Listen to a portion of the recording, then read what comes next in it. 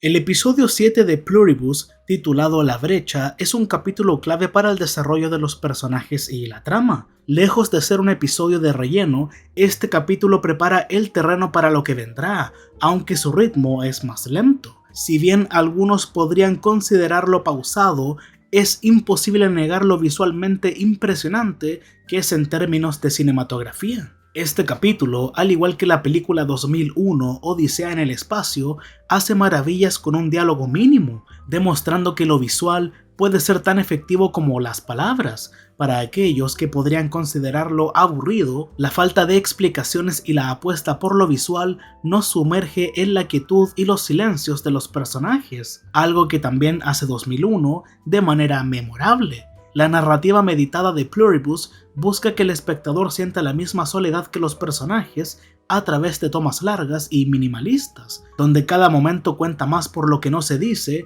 que por lo que se habla. Y este capítulo no solo profundiza en el aislamiento y la soledad de los personajes, sino que también establece una dicotomía interesante, porque tanto Carol como Manussos, en su obstinada independencia, se ven obligados a aceptar la ayuda de los demás. Carol necesita interactuar con otras personas o corre el riesgo de caer en una depresión profunda, hasta el punto de sentirse tentada por el suicidio. Manussos, por otro lado, se enfrenta a una situación donde la emergencia física lo obliga a pedir ayuda. Ambos personajes, aunque inicialmente rehúyen cualquier tipo de apoyo externo, se ven obligados a aceptar la ayuda al final del episodio, lo que subraya que tanto a nivel emocional para Carol como físico para Manussos, la conexión con los demás es inevitable. Y la brecha es todo lo que hay en este episodio, la brecha entre Carol y Manussos, la brecha que él intenta cruzar, la brecha entre la negación y la aceptación, y claro, la brecha del lenguaje que está intentando cerrar. Este capítulo prepara el escenario para el siguiente, en el que Carol y Manussos tal vez se encuentren, y espero que sea así. Y esto establece claramente la extraña relación que ambos personajes tendrán en adelante, marcada por la tensión entre su necesidad de independencia y la realidad de que no pueden sobrevivir sin la ayuda de los demás. Manussos, sin embargo, ve a la colmena no como una red de apoyo humano, sino como una especie de fuerza alienígena que ha invadido y despojado a las personas de su humanidad. Este conflicto es interesante. Podríamos verlos obligados a unir fuerzas para conspirar contra los sobrevivientes inmunes, aquellos que no están haciendo nada para cambiar la situación. La confrontación de sus creencias y objetivos será fundamental para el desarrollo de la trama. Bien, Carol, tras haber sido rechazada por la colmena y los inmunes, y aislada tanto físicamente como emocionalmente, se enfrenta a una soledad que va más allá de la falta de compañía. Su aislamiento es existencial, un rechazo al mundo que intenta ser la única forma de resistencia que le queda. A medida que se mueve por los paisajes vacíos, tanto físicos como emocionales, Carol parece estar atrapada en una lucha interna. Por un lado, busca encontrarse a sí misma a través de objetos pasados, pero por otro, se da cuenta de que esas pequeñas posesiones no pueden ofrecerle ningún tipo de consuelo real. Desde su viaje por el desierto hasta su encuentro con la pintura Belladonna de Georgia O'Keeffe, cada escena revela más sobre el vacío emocional en el que se encuentra Carol. La pintura, que representa belleza y muerte a través de la Belladonna, que puede significar mujer bonita y a la vez es el nombre de una planta venenosa, funciona como un símbolo potente de lo que Carol experimenta, una búsqueda de belleza que es en última instancia destructiva. Al apropiarse de la pintura, Carol no solo está llevando un objeto del viejo mundo a su hogar, sino también un reflejo de su intento por llenar un vacío interior que nunca será satisfactorio. La música que elige para acompañar sus actividades, como I'm Alright de 1970 y también Is the End of the World as We Know It de REM, se convierte en un comentario sobre su estado emocional. Aunque las letras parecen sugerir que Carol está en control y que todo está bien, la realidad es que está totalmente desbordada por la soledad y la pérdida. Su comportamiento errático en la gasolinera, donde exige una Gatorade helada y luego se queja de que no está lo suficientemente fría, refleja una necesidad desesperada de aferrarse a cualquier sentido de control, aunque ese control sea efímero y vacío. Carol está envuelta en una capa de falsedad, tratando de convencerse a sí misma de que no le importa lo que le sucede, mientras su mundo interior se desintegra. El uso de la canción I'm Alright es algo revelador, ya que Carol utiliza la música como una forma de mentirse a sí misma. Es un acto performativo, una forma de tratar de convencer a su propia mente de que ha superado el dolor, pero la desconexión entre su estado emocional y lo que intenta proyectar es evidente. Las letras de la canción contrastan directamente con sus acciones y sus interacciones con el entorno, y esto se convierte en un reflejo de su incapacidad para aceptar la magnitud de su aislamiento. Sin embargo, más allá de estas canciones, otro momento clave se da cuando Carol pone I Will Survive en el piano. Aunque no es ella quien la canta, esta canción tiene un gran significado. La letra de I Will Survive habla sobre la resiliencia y la superación tras la adversidad, y aunque Carol no la canta, el hecho de que ella la elija para ponerla en el piano refleja la contradicción de su situación emocional. Carol está intentando sobreponerse a su sufrimiento, a la vez que enfrenta la verdad de su profunda soledad y desesperación. Al igual que la canción, ella sabe que debe sobrevivir, pero la lucha interna entre aceptar su dolor y mantener su fachada de control es evidente. Es como si la canción fuera una especie de recordatorio irónico de que a pesar de todo, Carol sigue luchando, aunque no de la manera en que quisiera. Pero bueno, como se dijo antes, mientras Carol lucha contra un vacío emocional y existencial, Manosos enfrenta una lucha física y también profunda. Su viaje a través de la carretera panamericana, atravesando territorios inhóspitos como el tapón de Darién, es una manifestación física de su resistencia a la colmena y todo lo que representa. Manosos no solo rechaza la ayuda externa, sino que se somete a pruebas extremadamente duras para mantener su independencia y autonomía. En ese sentido, Manosos y Carol están en dos extremos opuestos del espectro de la soledad y la resistencia. Manosos se niega a aceptar cualquier tipo de ayuda, incluso cuando está al borde de la muerte. Su negativa a unirse a la colmena no es una cuestión de supervivencia, sino de principios, aferrándose a un código moral que lo impulsa a rechazar cualquier intervención externa, incluso si eso significa que debe sufrir por ello o deshacerse de algo que aprecia, como su auto. Nada en este planeta es de ustedes. Nada. No pueden darme nada, porque todo lo que ustedes tienen es robado. Ustedes no pertenecen acá. Además, sabemos que Manosos es un hombre de pocas palabras, pero esa línea destaca el rechazo de Manosos a la colmena y su visión del mundo como un lugar donde captura la esencia de su conflicto con la colmena, porque tiene razón, y ellos lo saben y no tienen respuesta.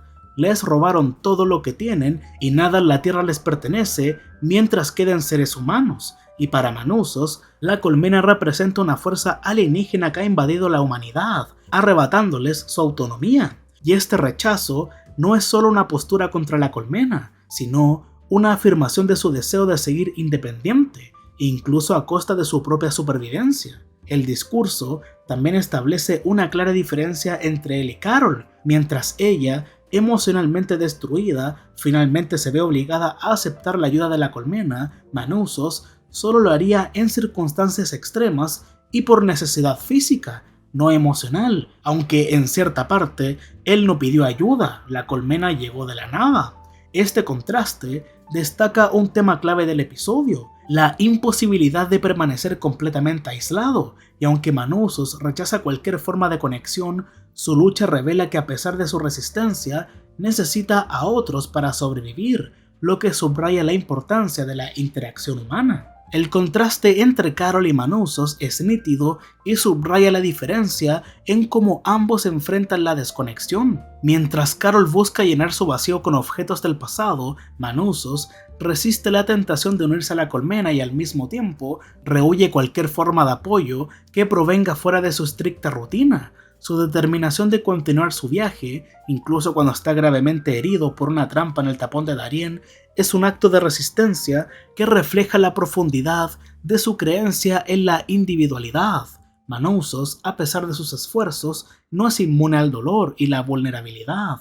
Cuando caen las espinas, su lucha por liberarse y luego la necesidad de cauterizar su herida con un machete caliente ilustran la brutalidad de su situación. Este acto de autocauterización es mucho más que un simple intento de curarse, es un símbolo de su resistencia continua. La forma en que Manuzos maneja su sufrimiento es completamente diferente al de Carol, cuyo dolor es más psicológico y emocional, como se ha dicho antes. Manuzos, al enfrentarse a la violencia física, sigue firme en su lucha por mantener su independencia, mientras que Carol lucha con la falta de conexión emocional, lo que la empuja a un estado de desesperación.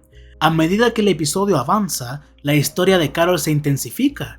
Tras la acción de quitarse la máscara y las defensas, vemos un giro significativo en su comportamiento. Durante la cena solitaria que organiza, Carol intenta recrear momentos de su vida pasada. Le pide a la colmena que le traigan un menú que rememore los viejos tiempos con Helen. Las cenas, los platos, incluso el entorno parecen estar perfectamente diseñados para crear una atmósfera de nostalgia, pero este gesto, más que brindar consuelo, pone de manifiesto el vacío emocional al que Carol se ha visto reducida. La perfección del ambiente y la comida es irónica porque lo que Carol está buscando no son solo objetos físicos, sino el recordar con lo que perdió, algo imposible en la situación en la que se encuentra. La nostalgia de Carol se vuelve un acto de desesperación y un intento de reconstruir lo irreparable. El uso de los recuerdos con Helen, la tentativa de revivir esos momentos de felicidad,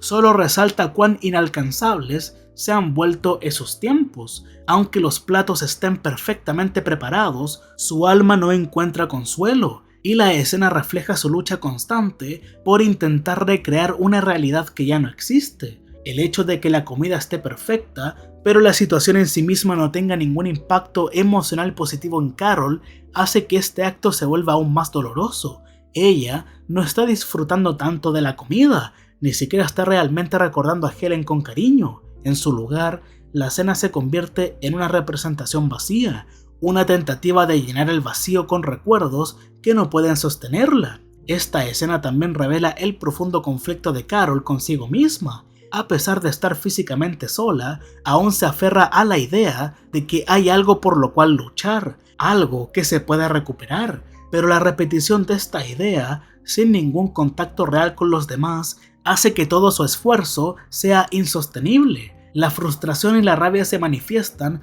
cuando vemos cómo Carol intenta llenar su vacío a través de actos simbólicos, como lanzar pelotas de golf contra ventanas del edificio. La elección de la canción para esta escena simboliza su lucha interna, esa actitud desafiante que busca rebelarse contra un destino que la ha condenado al aislamiento. La transición de Carol a un estado más desafiante se hace evidente, pero también lo es la creciente desesperación que siente. El clímax de su vulnerabilidad aparece cuando juega con los fuegos artificiales y se enfrenta a su destino de forma diferente. La escena en la que un fuego artificial apunta directamente hacia ella y no hace nada al respecto es un momento crucial, porque este acto de indiferencia no es simplemente una falta de coraje, sino una representación de su rendición emocional.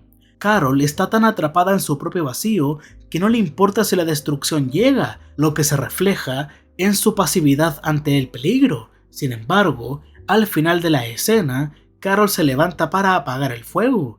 Este pequeño gesto es un cambio fundamental en su carácter. Aunque haya abandonado muchas de las batallas internas, todavía tiene la capacidad de hacer algo por sí misma. Esta es la primera grieta de su redención total. La primera vez que vemos que, aunque todo se haya desmoronado a su alrededor, Carol aún puede luchar, incluso si es algo tan trivial como apagar un fuego. Esto es un recordatorio de que a pesar de la dureza de su situación, aún hay una chispa de humanidad en ella. Cuando el episodio alcanza su clímax, vemos a Carol y Manuzos en sus respectivos puntos de quiebre. Carol, a pesar de su resistencia inicial, ha comenzado a rendirse.